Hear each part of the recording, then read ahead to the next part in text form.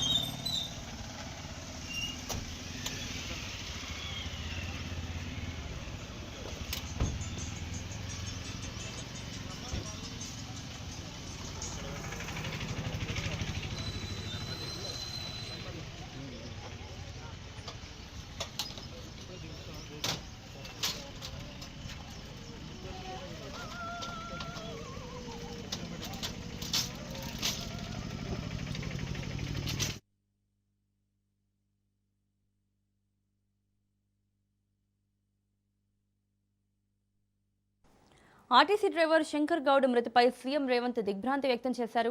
శంకర్ గౌడ్ కుటుంబానికి అండగా ఉంటామని హామీ ఇచ్చారు.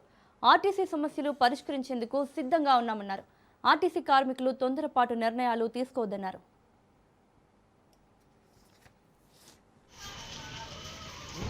పద్ధతి ఉండాలి కొద్దిగా